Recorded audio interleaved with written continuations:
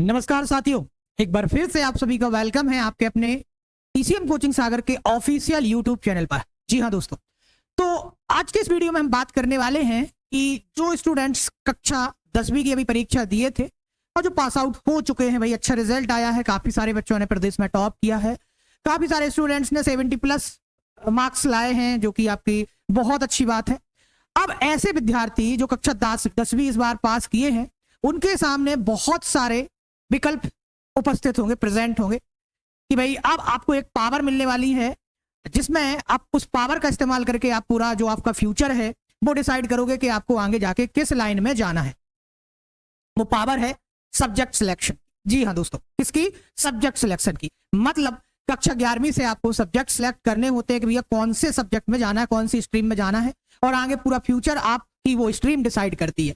तो ऐसे बहुत सारे विद्यार्थी होंगे जो संशय में होंगे, और इनमें से कई सारे स्टूडेंट्स का जो पूरा माइंड सेट होगा या पूरी प्लानिंग होगी कि आफ्टर 10th मैं 11th से एग्रीकल्चर सब्जेक्ट लूंगा और उससे आगे पढ़ाई करूंगा। तो आज हम उसी के बारे में इस वीडियो में डिस्कस करने वाले हैं कि एग्रीकल्चर सब्जेक्ट में क्या क्या संभावना है कक्षा 10वीं के बाद, किस तरीके से आप 11वीं 12वीं जो है एग्रीकल्चर सब्जेक्ट से तैयारी कर सकते हैं एग्रीकल्चर सब्जेक्ट को लेकर, और साथ ही साथ जब आप 11वीं 12वीं निकल जाएंगे तो आगे आपको डिग्री करनी होगी।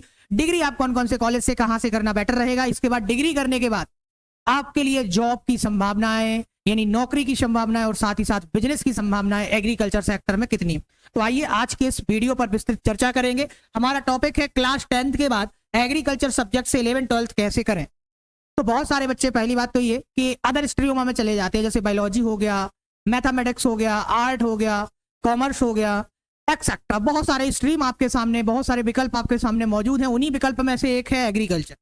जो स्टूडेंट ऐसी फैमिली बैकग्राउंड से हैं, जैसे किसान फार्मर फैमिली से बिलोंग करते हैं, उनके लिए ये स्ट्रीम बहुत ही अच्छी साबित हो सकती है। क्यों? क्योंकि देखिए, अभी मैं आपको एक मोटी मोटी चीज बताऊं, हमारे यहाँ जितने भी एमपी में जो फार्मर्स हैं, वो जो स्टूडेंट्स हैं, वो अधिकतर फार्मर्स फैमिली बैकग्राउंड से बिलोंग करते हैं, या जिनके जो पेरेंट्स हैं वो किसानी वाड़ी में ज्यादा डिपेंड करते हैं ना। तो और ऐसे हमारे यहाँ एमपी में फार्मर हैं जो मध्यम, स्मॉल और मीडियम साइज के फार्मर्स हैं, ठीक है। तो भाई ऐसे स्टूडेंट जो ज्यादा आगे जाके ज्यादा पैसा भी नहीं लगा सकते, जैसे अब आप बात करते हैं, जैसे बायोलॉजी में जाओगे आप, तो जो डॉक्टरी वगैरह, बड़े बड़े नर्सिंग वगैरह कोर्स करते हो तो उसमें रुपया पैसा काफी ज्यादा खर्च होता है, ठीक है। वही हम बात करते हैं एग्रीकल्चर स्ट्रीम की, तो इसमें इतना ज्यादा वो नहीं होता है। जैसे आप नीट वगैरह की तैयारी करोगे तो वहाँ पे लाखों रुपए तो फीस होती है मेरे भाई, लाखों रुपए आपकी कोचिंग की फीस, फिर भी, और 2500 लाख 20 से 25 लाख विद्यार्थी हर साल पेपर देते हैं, परीक्षा देते हैं, और उनमें से काफी सारे बच्चे 2-2 साल का ड्रॉप लेके लाखों रुपए खर्च करके तब भी उनका सिलेक्शन नहीं होता। फिर अल्टीमेटली ऐसे बहुत सारे स्टूडेंट हैं, फिर मूव ऑन करते हैं किसकी ओर? एग्रीकल्चर की ओर। एग्रीकल्चर भी उनका बेस उतना क्लियर नहीं होता, तो यहाँ भी उनको अच्छी कॉलेज नहीं मिलती है। तो बहुत सारी चीजें हैं, इसलिए यदि आपका पूरा का पूरा माइंड है एग्रीकल्चर में जाने का, तो ये एक अच्छा विकल्प है, अच्छा इसमें फ्यूचर आपका आगे बन सकता है। कैसे?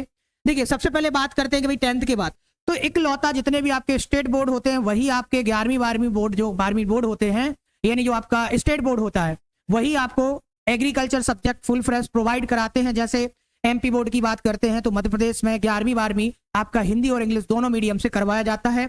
इसमें आपको जो 11वीं के जो सब्जेक्ट रहेंगे वो कुछ 5 सब्जेक्ट होते हैं, हिंदी इंग्लिश तो कॉमन रहेगा। इसमें आपके 3 सब्जेक्ट एग्रीकल्चर से रिलेटेड रहते हैं, कृषि उत्पादन यानी आपका क्रॉप प्रोडक्शन, और दूसरा रहता है एनिमल हस्बेंड्री, और एक रहता है आपका पीसीएमबी यानी कृषि विज्ञान एवं गणित के मूल तत्व। 3 सब्जेक्ट, बाकी हिंदी इंग्लिश तो सभी में कॉमन रहता है, चाहे आप बायो ले लो चाहे मैथ्स ले लो।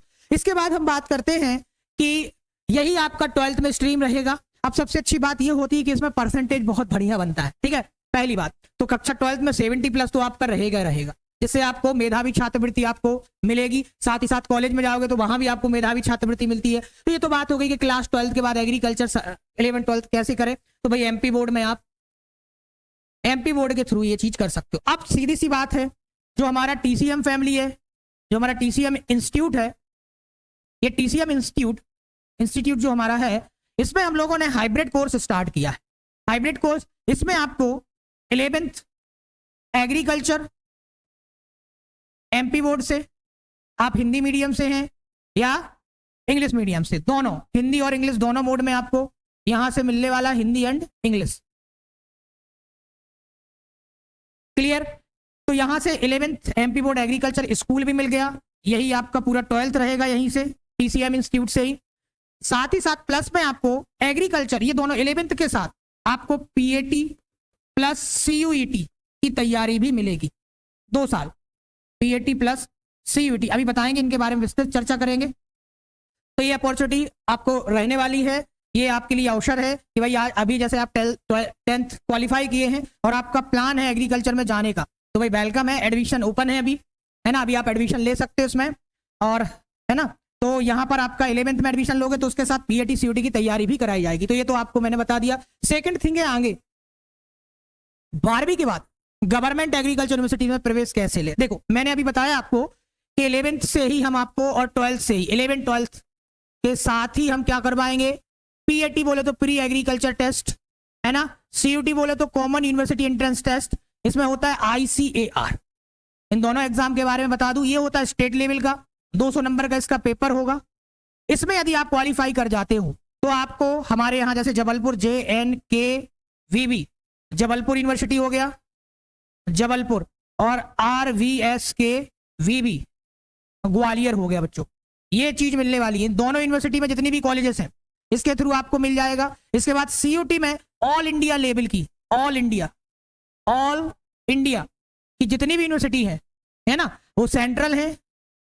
सेंट्रल यूनिवर्सिटी की 100% सीटें मिलेंगी आपको, जो 3 यूनिवर्सिटी है सेंट्रल, केंद्रीय विश्वविद्यालय, कृषि विश्वविद्यालय। साथ ही साथ इसके बाद जो आपके स्टेट एग्रीकल्चर, उनकी 20% सीटें भी इसी एग्जाम से भरी जाती है।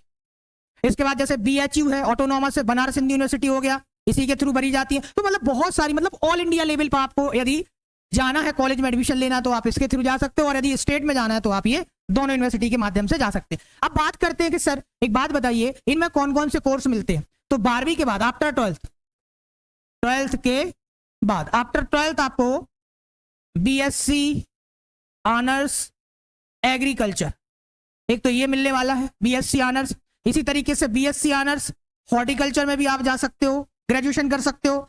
BSc ऑनर्स फॉरेस्ट्री में जा सकते हो। फॉरेस्ट्री में जाने का एक फायदा, जैसे आप रेंजर वगैरह की तैयारी करना चाहते हो आगे, तो इसमें भी जा सकते हो। यही कोर्स आपको इसमें मिल सकते हैं आफ्टर 12th। अब इसमें सबसे ज्यादा जो प्रचलित कोर्स है BSc ऑनर्स एग्रीकल्चर, ये काफी फेमस कोर्स है, ठीक है। इसके बाद में फॉरेस्ट्री यदि आपको उसमें लगा हुआ है तो आप उसमें भी जा सकते हो, हॉर्टिकल्चर से संबंधित है तो आप हॉर्टिकल्चर में भी जा सकते हो, उसमें भी है नहीं, हर जगह अपॉर्चुनिटी है। तो 12th के बाद ये आपका 4 ईयर का प्रोफेशनल डिग्री प्रोग्राम होता है ना। अब आप यदि आगे चाहते हैं तो इसके बाद डायरेक्ट आप क्या कर सकते हैं, MSc कर सकते हैं इसी से, MSc, ठीक है, मास्टर ऑफ साइंस एग्रीकल्चर से आप कर सकते हो इसी के आगे। आफ्टर BSc ये 2 साल का आपका MSc हो जाएगा। इसके बाद में आप B.Ed कर सकते हो, तो टीचिंग लाइन में भी जा सकते हो, है ना। इसके बाद में आप B.Ed कर सकते हो, B.Ed करके आप टीचिंग लाइन में जा सकते हो भाई, जिनको उद्देश्य है कि भाई चलिए BSc हो गया, BSc के बाद डायरेक्ट B.Ed करके आप टीचिंग लाइन में जा सकते हो। या फिर आप इसमें नेट एग्जाम होता है, नेट एग्जाम क्वालिफाई करके आप प्रोफेसर लाइन में जा सकते हो, असिस्टेंट प्रोफेसर बन सकते हो। इसके बाद देखो ये तो हमने बता दी कि भाई BSc के बाद आप मोटा मोटा चीजें क्या कर सकते हो। और सबसे अच्छी बात ये है कि आप एक ग्रेजुएट हो, यानी आप हर कोई जॉब वैकेंसी निकलती, चाहे पटवारी हो, चाहे पुलिस हो, कहीं भी आप MPPSC हो, UPSC हो, कहीं भी आप यहां पर फॉर्म अप्लाई कर सकते हो BSc एग्रीकल्चर के साथ। लेकिन यदि आपके इसमें जो वैकेंसी निकलेगी इसमें कोई नहीं आ सकता, वो अभी हम आगे डिस्कस करेंगे। पहले तो ये चीज हो, अब डिग्री के बाद आपको जॉब और बिजनेस की अपॉर्चुनिटी वो इसमें डिस्कस कर लेते हैं। तो देखिए हमारे पास 2 चीजें होती है, एक तो है आपके पास प्राइवेट सेक्टर में जाने का अवसर है। एग्रीकल्चर में काफी अच्छा प्राइवेट सेक्टर है, काफी मोटी मोटी सैलरी आपको दी जाती है, काफी MNC कंपनीज है, मल्टीनेशनल कंपनीज है। और एक होती है गवर्नमेंट जॉब। चलिए सबसे पहले हम गवर्नमेंट जॉब की बात कर ले, तो स्टेट लेवल की मैं यदि बात करूं आपसे, स्टेट लेवल की जॉब्स की, तो जैसे यहां पर हमारा होता है AEO एग्रीकल्चर एक्सटेंशन ऑफिसर, जो पहले RHO हुआ करता था, इसको बोलते हैं ग्रामीण कृषि विस्तार अधिकारी, ग्रामीण कृषि विस्तार अधिकारी। एक तो ये हो गया, है ना, ये सब BSc एग्रीकल्चर के बाद वाली जॉब है, BSc AG करने के बाद। इसके बाद में AEO हो गया, RHO हो गया, रूरल हॉर्टिकल्चर एक्सटेंशन ऑफिसर। इसके बाद में हो गया आपका एक और जॉब निकलती है इसमें, हाँ, मंडी निरीक्षक, मंडी निरीक्षक, क्वालिटी कंट्रोलर, बहुत सारी जॉब्स है इसमें। इसके बाद में आप ये तो स्टेट की मैं बता रहा हूं, है ना। इसके बाद में MSc आप कर लेते हो, तो आफ्टर MSc के बेसिस पर, MSc AG के बेसिस पर SADO senior agriculture development officer, ADO assistant director of agriculture, ये एमपीपीएससी के थ्रू होती है, एमपीपीएससी, और ये होती है आपकी व्यापम के थ्रू, है ना, ये हमारा पूरा व्यापम लेता है। इसके बाद में इसमें ये तो हमने स्टेट की बात की, इसके बाद बीएससी लेवल पे आप देखो कहां कहां जा सकते हो। यदि हम सेंट्रल की बात करते हो, all India level, banking, bank में देखो, बैंक में एएफओ, एग्रीकल्चर फील्ड ऑफिसर, आपने देखा होगा बैंक में एक, चाहे यूनियन बैंक चले जाओ, पंजाब नेशनल बैंक चले जाओ, है ना, कहीं भी चले जाओ, वहां पर आपको एएफओ मिलेगा, एक एग्रीकल्चर फील्ड ऑफिसर, जो एग्रीकल्चर जो लोन्स होते हैं उनके साथ डील करता है। स्केल 1 की है। जैसे आप ग्रामीण क्षेत्रीय बैंकों में जाओगे, आरआरबीज में जाओगे, वहां पर आरआरबी एसओ होता है, स्केल 2 का ऑफिसर होता है, ठीक है, यहां भी आप जा सकते हो। इसके बाद में नाबार्ड, नाबार्ड में भी ग्रेड ए की ग्रेड बी की पोस्टें आती हैं, ये भी अच्छा है भाई, नाबार्ड बैंक में भी आज आप जा सकते हो, सुपीरियर है। इसके बाद में और भी है सेंट्रल लेवल पे, नेशनल सीड कॉर्पोरेशन, एफसीआई, भारतीय खाद्य निगम, भारतीय ये बीज निगम है, ये खाद्य निगम है, इसमें वैकेंसी आती है। आपका जो इफको होता है, इफको में भी आप जा सकते हो, फर्टिलाइजर में। तो ये बहुत सारी, देखिए आपको हर साल हजारों वैकेंसी मिलेंगी। ये तो मैं आप बात कर रहा हूँ कॉमन, ये मैंने अभी ये स्टेट की आप अदर स्टेट में भी निकलती है, जैसे राजस्थान में निकल रही है, आप यूपी में निकल रही है, तो ये समझ लो कि ये इनमें कोई अदर स्ट्रीम का बच्चा नहीं आ सकता। ये जो वैकेंसी है ये सिर्फ और सिर्फ एग्रीकल्चर वालों के लिए रिजर्व है, इसमें कोई अदर स्ट्रीम का स्टूडेंट अप्लाई ही नहीं कर सकता। तो ये है भाई साहब एग्रीकल्चर की पावर, आपको सेपरेट सेक्शन है, आप हर एक स्ट्रीम वालों के जो में मतलब जैसे कोई भी कॉमन वैकेंसी निकलती वहां आप अप्लाई कर सकते हो, आपका ग्रेजुएशन माना जाएगा, लेकिन यहां नहीं कर सकते। अब प्राइवेट सेक्टर की यदि हम बात करें तो प्राइवेट सेक्टर में जैसे एमएनसी कंपनी है, बहुत सारी मल्टी नेशनल कंपनीज है एमएनसी, उनमें आपके लाखों के पैकेज पर आप जा सकते हो, बहुत सारी अपॉर्चुनिटी है यहाँ पर। साथ ही साथ यदि हम बात करते हैं, देखो ये जैसे आप भाई territory manager, area manager, sales manager, marketing manager, यानी बहुत सारी अपॉर्चुनिटी जो लाखों में सैलरी पे करते हैं, आपको मुश्किल से 4-5 साल लगेंगे, बहुत अच्छी पोजीशन पे सेटल हो जाओगे। एक तो प्राइवेट का ही है। इसके बाद देखिए आने वाले फ्यूचर में एग्रीकल्चर बिजनेस मेरे हिसाब से सबसे बेस्ट बिजनेस रहने वाला है। कई सारे लोग जो है अच्छे अच्छे आईटी प्रोफेशनल जो हैं वो जॉब छोड़ के अपनी एग्रीकल्चर को बिजनेस की ओर बढ़े हुए हैं, कॉर्पोरेट सेक्टर की जॉब्स वगैरह छोड़ के एग्रीकल्चर सेक्टर की ओर मूव ऑन कर रहे हैं। क्योंकि देखिए भाई जिस तरीके से पॉपुलेशन बढ़ रही है, आज हम दुनिया में चीन को भी पीछे कर चुके हैं पॉपुलेशन के मामले में, जनसंख्या के मामले में। तो अब जनसंख्या के मामले में भैया हमारा भारत नंबर 1 है। हमारे पास खेती सीमित है, उस सीमित खेती में हमें इतनी सारी पॉपुलेशन को खिलाना अपने आप में एक बहुत बड़ा टास्क है। तो उस टास्क को कंप्लीट करने के लिए अब हमें एग्रीकल्चर को बूस्टअप करना पड़ेगा, उसी लिमिटेड सोर्सेस से हमें ज्यादा उत्पादन लेना पड़ेगा, यानी उसी सीमित भूमि से हमें ज्यादा से ज्यादा उत्पादन करना पड़ेगा। और आजकल आपको पता है ना, देखिए भाई आप जितने भी आजकल केमिकल फर्टिलाइजर्स जितने भी यूज हो रहे हैं उनसे कई सारी बीमारियां पड़ रही हैं। तो एक अच्छा विकल्प है, ऑर्गेनिक फार्मिंग की ओर भी जा सकते हो आप। ऐसे बहुत सारे स्टूडेंट्स होते हैं जिनके पास खुद की लैंड होती है, खुद की जमीनें होती हैं, वो बच्चे बीएससी एग्रीकल्चर, एमएससी एग्रीकल्चर करके अच्छा नॉलेज लेंगे। अच्छा नॉलेज लेने के बाद वो बच्चे यहां पर जा सकते हैं, भैया अपनी खुद की खेती को बहुत अच्छे तरीके से कर सकते हैं, है ना। तो बहुत सारी अपॉर्चुनिटी है, जब आप इन कोर्सेस में जाओगे, बीएससी एग्रीकल्चर करोगे, एमएससी एग्रीकल्चर करोगे, तो आपको बहुत सारी संभावनाएं मिलने वाली है। एग्रीकल्चर बोलते थे कि भाई एग्रीकल्चर को बोला जाता है भारत की रीढ़ की हड्डी, और ये रीढ़ की हड्डी कमजोर पड़ जाएगी तो पूरा भारत कमजोर पड़ जाएगा। ये समझ लो कि आने वाला समय एग्रीकल्चर सेक्टर का है। अभी एग्रीकल्चर सेक्टर में बहुत ही कम स्टूडेंट्स जाते हैं। मैं बात करता हूँ मोटा मोटा अपने यहाँ सागर की। सागर में बच्चों यदि मैं बताऊं आपको, तो इतना बड़ा सागर होने के बावजूद भी यहाँ पर एग्रीकल्चर सब्जेक्ट नहीं, यहाँ के स्कूलों में एग्रीकल्चर नहीं पढ़ाया जाता है।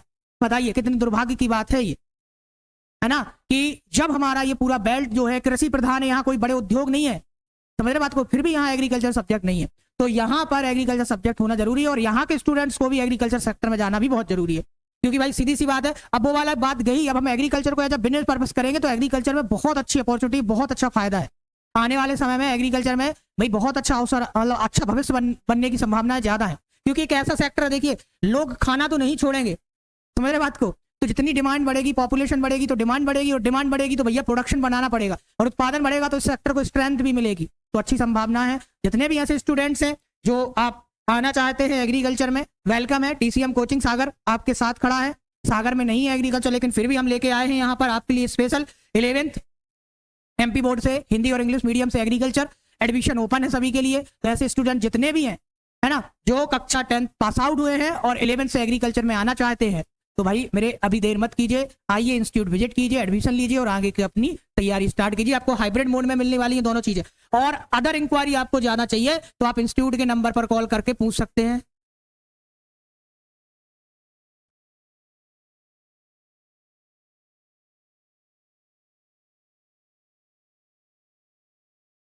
ये दोनों नंबर इंस्टीट्यूट के हैं, इन दोनों नंबर पर आप कॉल करके पूछ सकते हैं। और डिटेल चाहिए आप इंस्टीट्यूट विजिट कर सकते हैं। इंस्टीट्यूट का समय है सुबह 8 AM से इवनिंग 6 PM तक ओपन रहता है, आप विजिट कर सकते हैं। आई होप कि सभी को समझ में आया होगा। जितने भी किसान हैं, देखिए आज भाई सीधी सी बात है, जितने फार्मर फैमिली से बैकग्राउंड से बिलोंग करते हैं और जिन ज़्यादा पैसा इन्वेस्ट नहीं कर पाते शिक्षा में, उनके लिए सबसे अच्छा अपॉर्चुनिटी है। जो बच्चे बाहर के लिए, उनको भी बता दूं कि यहाँ पर हम हॉस्टल सुविधा इसमें देने वाले हैं।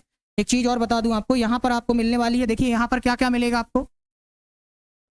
हॉस्टल सुविधा 1000 पर मंथ में आपको मिल जाएगी। खाने की फैसिलिटी भी आपको मिलने वाली है। रहने खाने के लिए सुविधा है भाई, 2500 रुपये में आपको टिफिन मिल जाएगा यहाँ पर मंथ, है ना। यही तो चाहिए, ठीक है। ये पूरी फैसिलिटी आपको, हमारा जो कैंपस है डिजिटल पूरा कैंपस है, वाईफाई है, डिजिटल कैंपस है, बढ़िया। आप यहाँ से लाइब्रेरी भी है, आप यहाँ बैठ के दिन भर पढ़ सकते हैं, यानी पूरी फैसिलिटीज आपको मिलने वाली है ना। और पूरे सब्जेक्ट आपको यहाँ मिलने वाले हैं, तो ये देर मत कीजिए मेरे भाई, ठीक है। चलिए मिलते हैं फिर नेक्स्ट वीडियो में। यदि और भी जानकारी आपको चाहिए हो तो आप दिए गए नंबर पर कॉल कर सकते हैं। मिलते हैं नेक्स्ट वीडियो में। Thank you everyone. जय जवान, जय किसान, जय हिंद, जय भारत दोस्तों।